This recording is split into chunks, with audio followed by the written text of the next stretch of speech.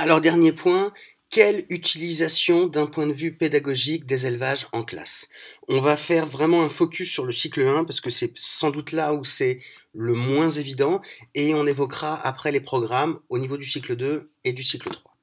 Donc en maternelle, on va pouvoir solliciter un certain nombre de raisonnements. Exemple, des raisonnements de type séquentiel. Donc là, on va avoir des repères temporels et leur succession, ça va vraiment être les objectifs. Le vocabulaire associé, ça va être au début, d'abord, en premier, etc., etc. On veut vraiment avoir la succession des étapes du cycle de vie. Naissance, croissance, vieillissement et mort. D'accord? Donc, exemple, des escargots s'accouplent, puis ils pondent des œufs. 12 jours plus tard, les bébés escargots sortent des œufs. Donc là, on est vraiment dans une approche de type séquentiel. On va avoir une approche de type conditionnel.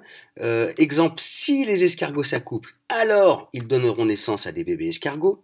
De type proportionnel, plus l'animal se nourrit, plus il grossit. De type analogique, comme l'escargot, le phasme et tous les animaux, j'ai besoin de nourriture pour vivre.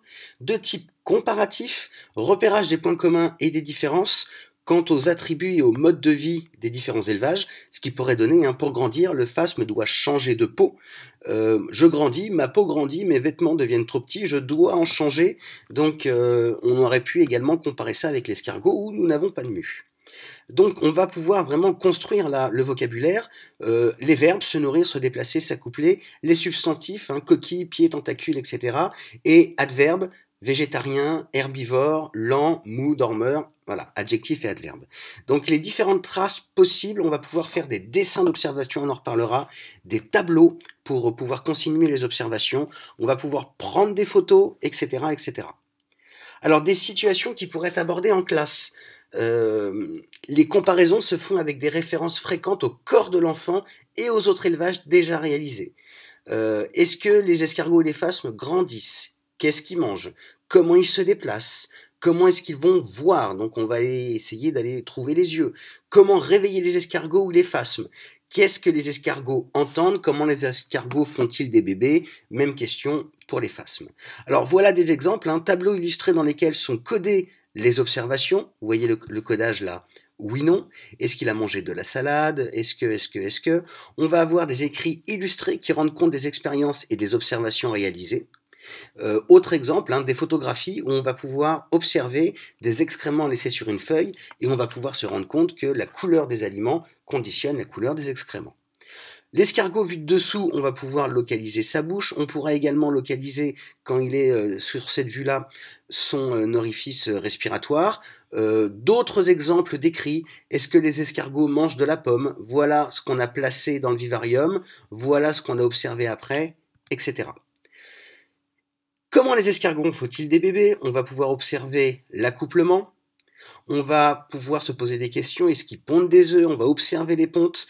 On va obtenir le bébé escargot. Donc là, on a vraiment le cycle de vie en entier. Voilà. Sachez que certains éleveurs peuvent vous vendre des escargots dits prêts à pondre. Comme ça, vous êtes sûr d'avoir des œufs facilement. Comment les escargots se déplacent-ils? Comment les escargots voient-ils? Donc sur cette feuille-là, on a des traces de mucus liées au déplacement de l'escargot. On va pouvoir faire appel à des ressources documentaires, on va pouvoir illustrer tout ça avec des photos sur le cahier de la classe. Là aussi, on va pouvoir introduire la notion d'échelle. Très souvent, dans chaque photo, on va mettre une pièce ou autre chose, un objet dont on connaît la taille, qui va nous donner l'échelle globale de la photo. Et donc, on va pouvoir comparer en mettant les deux escargots côte à côte, etc. Alors le dessin d'observation, je vous renvoie au poly où vous aurez ça qui est détaillé, mais ça fait partie intégrante de la démarche d'observation. C'est vraiment une approche différente du réel. Il est souvent plus facile de dessiner ce qu'on a devant soi que de le décrire. C'est particulièrement vrai pour les jeunes enfants quand on ne maîtrise pas le vocabulaire. Donc dessiner, c'est comprendre. Dessiner, c'est garder des traces. Les qualités du dessin d'observation. Le dessin d'observation obéit à des règles et il est important que les enfants les connaissent. Il faut toujours regarder attentivement ce qu'on a devant soi. Pour cela, un moment d'échange est nécessaire afin d'attirer l'attention des élèves sur tel ou tel aspect de l'objet qu'ils n'avaient pas remarqué. Par exemple, les tentacules de l'escargot. Apprendre à dessiner, c'est possible pour tous, hein. Pour apprendre à faire des dessins d'observation, rien ne vaut l'entraînement, c'est en faisant qu'on apprend. Mais il est important que le maître soit attentif à certains aspects techniques. Il faut que les tracés soient précis, il faut apporter une aide individualisée pour les élèves, expliciter les formes, simplification des formes quand c'est nécessaire, et il faut vraiment entraîner le regard. Qu'est-ce que j'observe avant de dessiner ? Donc, en conclusion, le dessin d'observation, il fait vraiment partie des compétences à faire acquérir aux enfants. Il fait partie de la démarche. Il doit donc faire l'objet de soins et d'attention. Il doit être corrigé au même titre d'un texte. Il doit être valorisé et gardé dans le cahier de sciences. Et enfin, il est intéressant de s'assurer que cette compétence progresse au cours des cycles. Donc, voilà des exemples de dessins réalisés avec un seul outil, le crayon de papier. On est là en maternelle et on voit ici là deux grandes tentacules, deux petites tentacules, la bouche, le pied, la coquille. Donc voilà, on a des niveaux de dessin différents, mais on voit que les grandes parties sont présentes. Si on regarde l'évolution au fur et à mesure de l'année pour un même élève, on est là en moyenne section. Voilà le premier dessin obtenu. On commence à avoir une spirale bien meilleure et là vous voyez le pied n'était absolument pas représenté. Et regardez le dessin qu'on va obtenir à la fin de la moyenne section. Donc il y a un vrai progrès au sein même d'une année. D'autres exemples, cette fois-ci en petite section. Le premier dessin répond à la consigne « Dessinez ce que vous voyez ». Il y avait plusieurs escargots, il essaye d'en dessiner plusieurs. Un peu plus tard dans l'année, on va avoir un second dessin et donc là, il va essayer de faire la spirale, essayer de représenter le volume de l'escargot. D'autres exemples, le premier dessin, et sur le deuxième dessin, on voit quand même un progrès. Il y a plusieurs essais qui sont réalisés, mais on a bien une tête avec les tentacules ici qui sont entourés.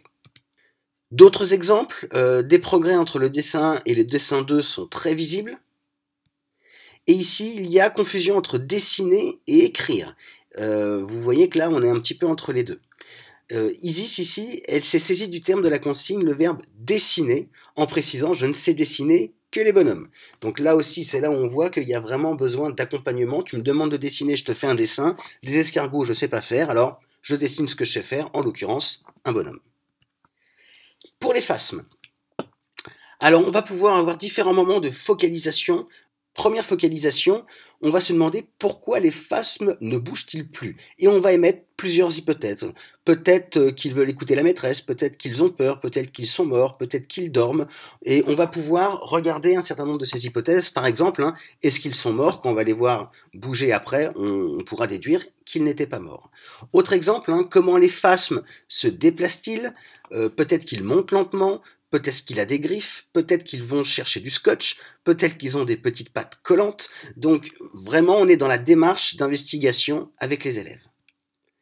Que mangent les phasmes? Est-ce que les phasmes grandissent? Comment les phasmes font-ils des bébés? Voilà toutes les questions qu'on peut se poser. Du coup, dans le vivarium, ce qu'on récupère, est-ce que c'est des crottes? Est-ce que ça va être des œufs? Si c'est des œufs, comment on va pouvoir tester ces hypothèses?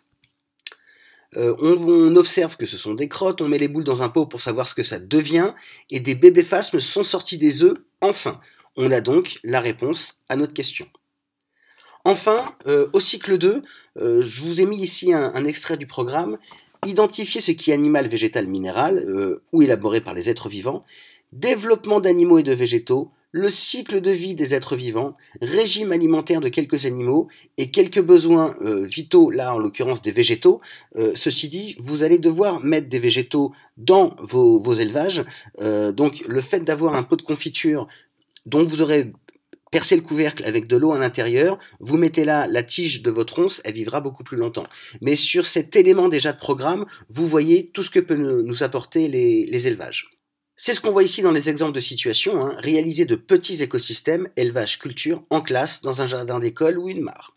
Dans le deuxième extrait, relations alimentaires entre les organismes vivants, et je lis dans les exemples de situation, d'activités et de ressources pour l'élève, réaliser des schémas simples des relations entre organismes vivants et avec le milieu. Donc là encore, l'élevage peut être une bonne entrée en matière. Enfin, au cycle 3, on va encore pouvoir exploiter les élevages. Modification de l'organisation du fonctionnement d'une plante ou d'un animal au cours du temps en lien avec sa nutrition et sa reproduction. Les stades de développement, donc chez les végétaux, mais aussi œufs, larves, adultes, œufs, fœtus, bébés, jeunes, adultes, on va pouvoir étudier tout ça avec nos élevages. Dans la deuxième partie, expliquer l'origine de la matière organique des êtres vivants et son devenir, on va pouvoir ici identifier les matières échangées entre un être vivant et son milieu de vie, besoins alimentaires des animaux. Donc vraiment, la mise en œuvre de l'élevage va pouvoir venir en appui de la mise en œuvre des programmes du cycle 1, du cycle 2 et du cycle 3.